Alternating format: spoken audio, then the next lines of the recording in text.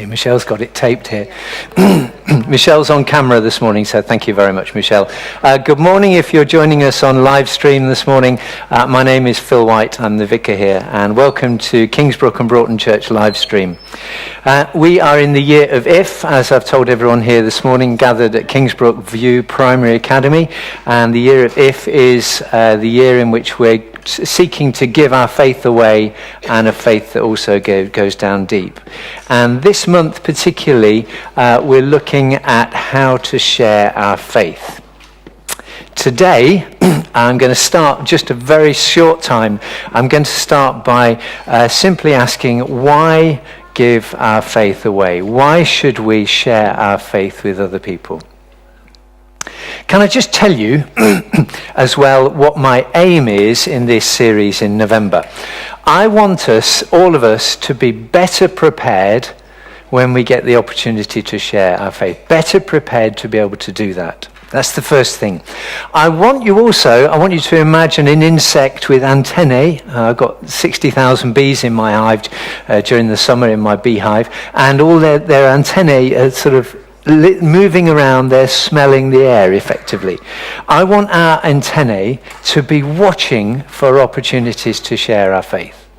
They come for all of us, and most of the time, myself included, I bottle it and I don't say something. Sometimes I'm aware and I go out and actually do that.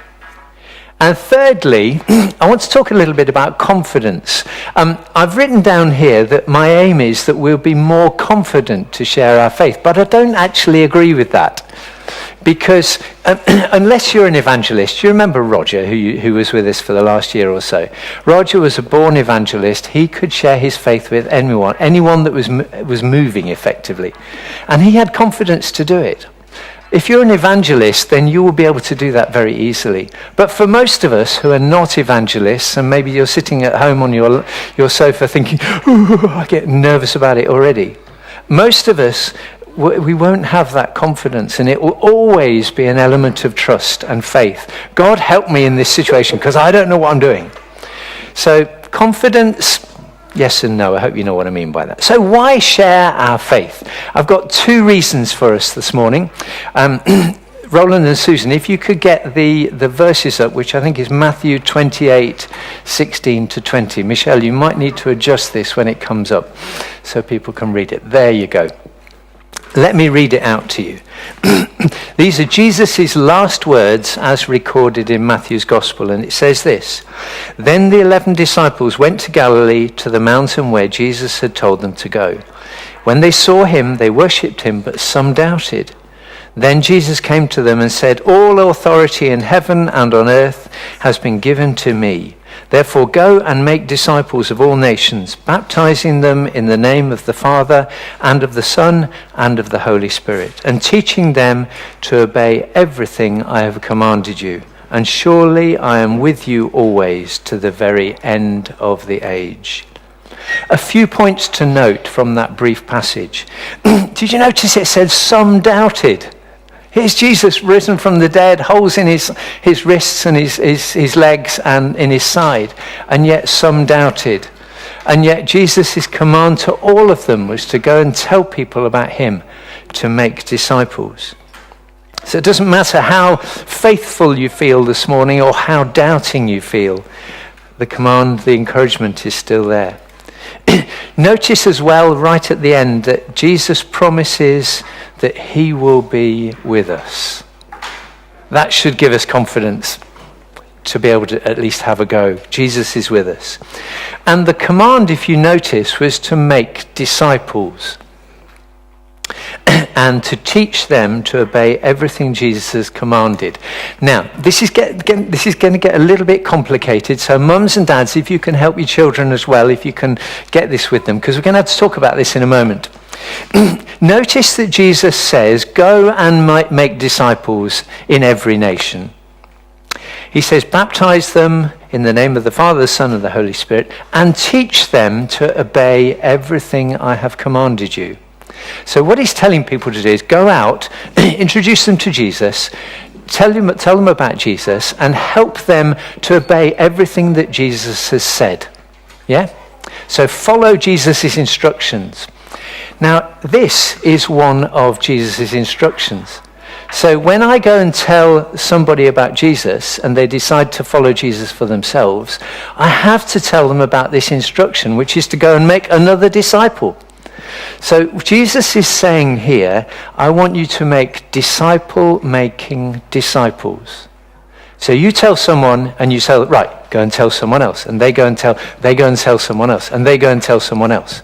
Disciple-making disciples. Can you just turn to whoever's near you? If you've got children with you, see whether you can explain that to them as well. Just chat about that for a minute or two. And you can talk about this at home as well if you're sitting on the sofa.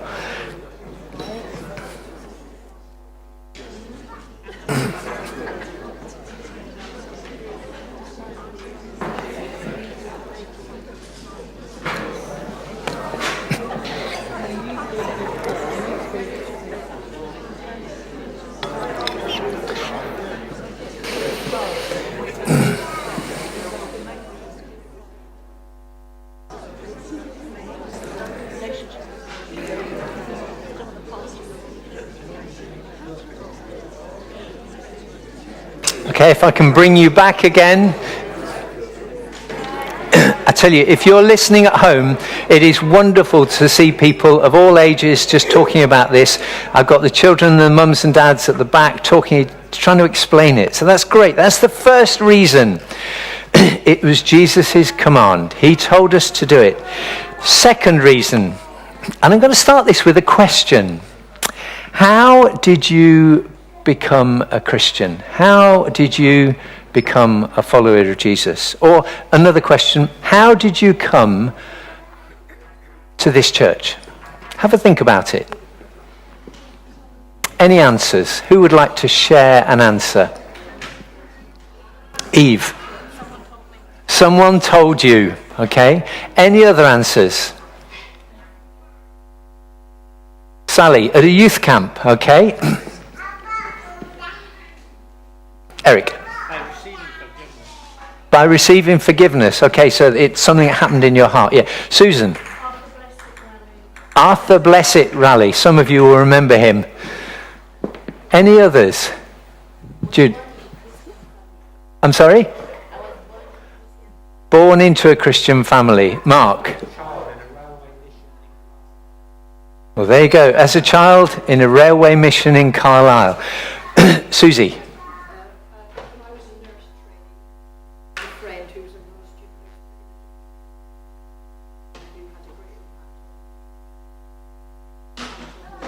Susie was describing when she was in nurse training, someone who was in a different class told you about it, invited you. Yeah, exactly.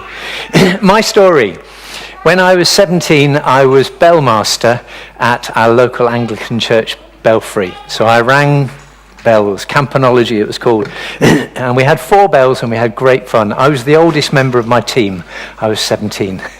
And one day, the vicar, he used to say that we couldn't ring for weddings unless we stayed for services. And I got paid 37.5 pence per wedding. It was good money in those days. My friend Rob, who is a couple of years younger than me, he said to me, Phil, do you want to come to my church this evening? So I said, no, not particularly, because I'd been put off by the church where we rang bells. And he said, there's lots of girls there. I said, what time? And that is honestly the truth.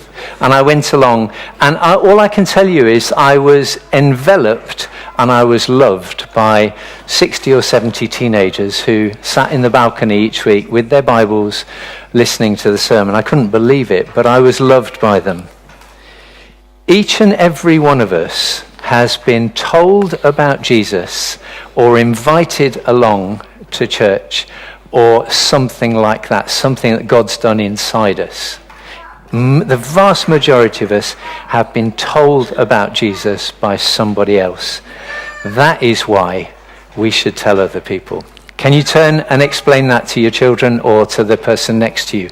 Why we should share our faith. The second reason. Just chat about it for a moment.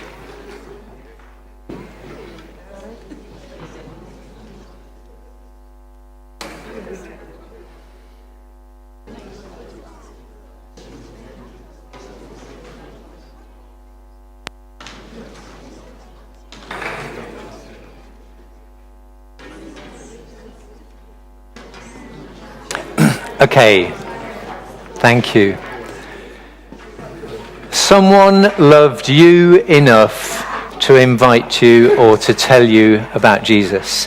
And that's why we should love other people and how we should tell people. Can I just share with you one very short story? When Anne and I moved as a family to Bristol, to theological college in 1997, we were looking for a church, and quite a number of the students from the theological college went to this particular church in Bristol. So we went along, and it couldn't have been more unfriendly. Anyway, we struggled along with it for the first term, and one of the lecturers from college who we'd known for many years, he said, well, come to my house for New Year. We've got a New Year's party. There's quite a few people from church coming along. It'd be a great way to get to know people. So we went along to this New Year's Eve party, and I chatted with this couple over here, and I chatted with that couple, and I memorized their names and how to remember them. And on our way home, on our drive home, I wrote down all the names that I could remember and how to remember them so that I could connect with them the following Sunday. When we went to church the following Sunday, it was as though they had never met us.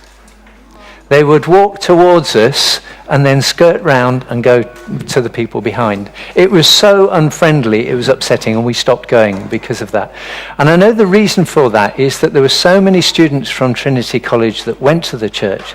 People didn't involve themselves. People didn't get to know them because they knew they would be only there for 6 weeks and then off placement or something, and they'd be gone in a year's time. It was awful. So my plea, just as we come into land now to finish, my plea with me, for us here, I think we have a good welcome here at Broughton Church, Kingsbrook and Broughton Church. Still getting used to it. We have a good welcome. People on the door who welcome visitors. And what we try to do is we bring them in and we introduce them to somebody else to look after. And that's really important. But you know, that welcome keeps going for weeks and months afterwards. And my worry is sometimes that we may have met somebody and then they become part of the furniture, as it were, and we don't necessarily keep the welcome up with them. So can I encourage you to keep talking to each other, keep welcoming each other, just keep the conversation going, keep the love going, as it were. Here's a question for you, just as an encouragement and just to think about this. Have a quick look round now. Are there people you don't know their names? Okay, you know who to go and talk. People have started talking already. You know who to go and talk to afterwards. Let's keep that welcome going so that actually people who come in amongst us, I can't stop them now, we welcome them well, we get to know people well. You know, we are all on the welcome team, so that when somebody invites or tells the story and they come along, that they're enveloped amongst us.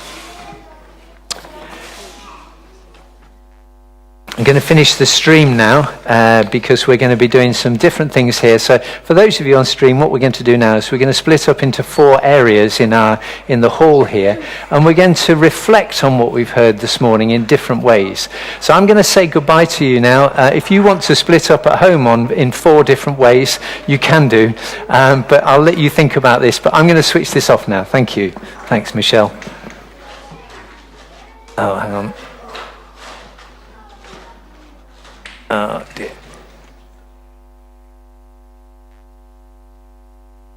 I don't know how to switch it off.